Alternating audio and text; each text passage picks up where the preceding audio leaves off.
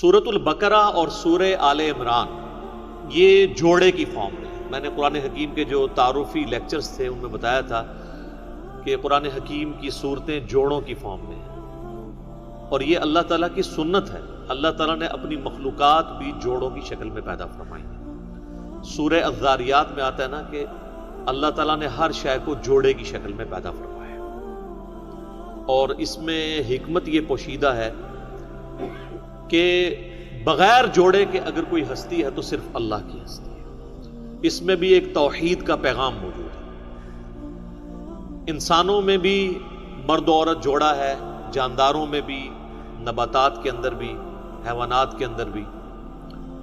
جوڑا جب بھی کسی چیز کا ہوتا ہے وہ دونوں چیزیں کمپلیمنٹری مل کے ایک مقصد کو پورا کرتی ہیں۔ مرد اور عورت دونوں میں سے ایک بھی اگر لنک مسنگ ہو جائے تو انسانیت کی نسل کا سلسلہ آگے نہیں چل سکتا۔ تو یہ دونوں مل کر ایک مقصد کو پورا کرتے ہیں۔ بالکل اس طریقے سے قرآن حکیم کی بھی جو صورتیں جوڑوں کی فارم میں ہیں وہ مل کے ایک مقصد کو پورا کرتی ہیں۔ کچھ حصہ ایک پورشن میں ہوتا ہے اور کچھ دوسرے میں، اور عموماً یہ سائملٹینیس کنٹراسٹ ہوتا ہے۔ اس کی بڑی واضح مثال جو ہے وہ سورۃ الفلق اور سورۃ الناس ہے۔ یہ بھی جوڑے ہیں۔ المعوذتین کہا گیا ہے انہیں بخاری اور مسلم میں، دو پناہ دینے والی صورتیں، اللہ کی پناہ دینے والی صورتیں۔ سورۃ الفلق ان چیزوں سے ڈیل کرتی ہے جو انسان پر باہر سے حملہ آور ہوتی ہے، چاہے وہ حسد کی فارم میں ہو، چاہے وہ جادو ٹونے کی فارم میں ہو، ان ساری چیزوں کے اگینسٹ اللہ کی پناہ مانگی گئی۔ اور سورۃ الناس ان شریر چیزوں کو ڈیل کرتی ہے جو انسان کے اندر سے چیزیں پیدا ہوتی ہیں، داخلی چیزیں، وہ خارجی چیزوں کو اور یہ داخلی چیزوں کو۔ تو یہ دونوں مل کے ایک مقصد کو پورا کرتے ہیں، اور وہ یہ ہے کہ اللہ تعالیٰ کی پناہ حاصل کی جائے ہر اس چیز کے شر سے جو اس نے پیدا فرمائی ہے، چاہے وہ ایکسٹیریئر میں ہو یا انٹیریئر میں ہو۔ ظاہر ہے کہ شیطان کا خالق بھی اللہ ہے، اور انسان کے نفس کا خالق بھی اللہ ہے۔ تو شر یا خیر دونوں چیزیں اللہ کی طرف سے ہوتی ہیں، باقی انسان کی چوائس ہے کہ وہ کیا چوز کرتا ہے۔ بالکل اس طریقے پر سورۃ البقرہ اور سورہ آل عمران بھی جوڑے کی فارم میں ہے۔ سورۃ البقرہ کا مرکزی ٹاپک سابقہ امت مسلمہ بنی اسرائیل کے ایک خاص طبقے کو دعوت توحید اور دعوت رسالت پیش کی گئی، اور وہ تھے جیوز، یہودی۔ بنی اسرائیلی میں ایک اور طبقہ ہے کرسچنز کا، نصارہ کا۔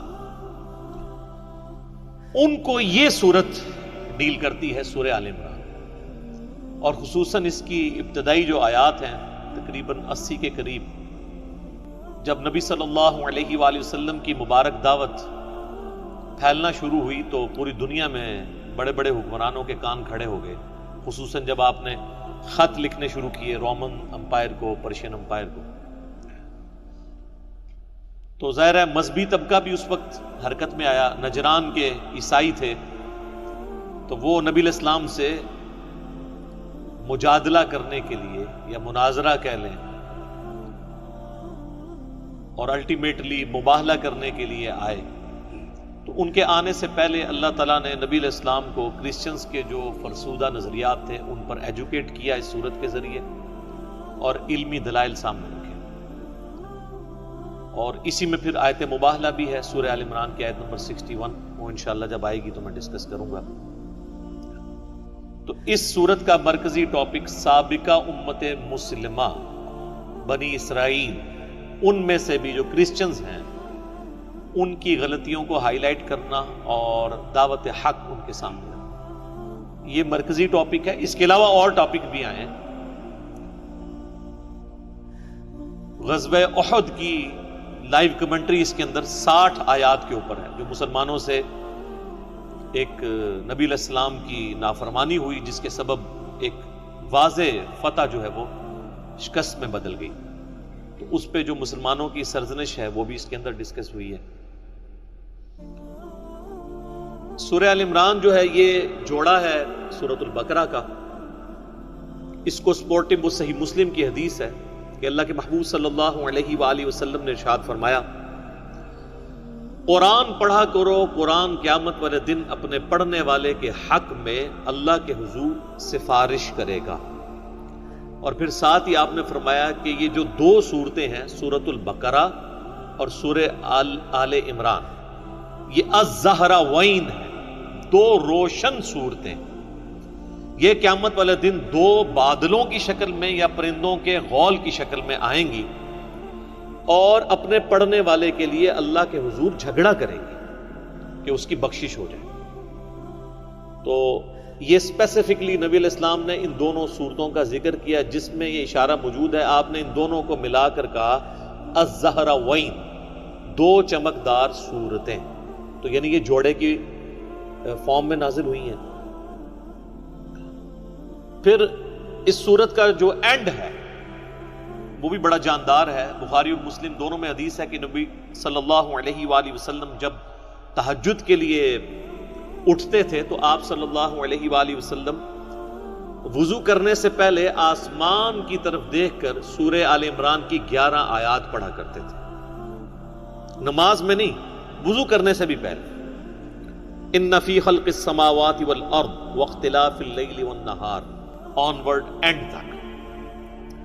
جس طرح سورۃ البقرہ کی آخری 3 آیات بہت اہم ہے، جن پہ میں نے پورا لیکچر پچھلا دے دیا تھا 42 قرآن کلاس، اسی طریقے سے سورہ آل عمران کی بھی جو آخری 11 آیات ہیں وہ سورۃ البقرہ سے بھی آپ سمجھ لیں زیادہ جاندار ہیں اپنے مضمون کے اعتبار سے، دعاؤں کے اعتبار سے۔ اسی لیے ان 11 آیات کے اوپر میں نے ایک بڑا ڈیٹیل لیکچر الگ سے ریکارڈ کروایا تھا، مسئلہ نمبر نیو 64 کے عنوان سے۔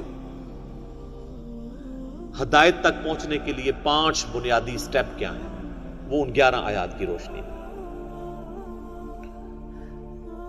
اب یہ چونکہ جوڑا ہے تو جوڑے میں کچھ چیزیں کامن ہوتی ہیں، کچھ ریسیپروکل ہوتی ہیں۔ کامن چیز آپ دیکھ لیں کہ سورۃ البقرہ کا آغاز بھی الف لام میم سے ہو رہا ہے اور سورہ آل عمران کا آغاز بھی سیم انہی الفاظ کے ساتھ ہے۔ سورۃ البقرہ کے آغاز میں بھی اللہ تعالیٰ نے قرآن کی تعریف کی ہے، ذالک الکتاب لا ریب فیہ، اور سورہ آل عمران کے آغاز میں بھی آپ کو قرآن کی تعریف ملے گی، اور اس سے نیکسٹ اس سے بہتر فارم کے اندر، کیونکہ تورات اور انجیل کا ذکر آئے گا اور پھر الفرقان کا ذکر۔ تو جزاک اللہ، جزاک اللہ، جزاک اللہ، جزاک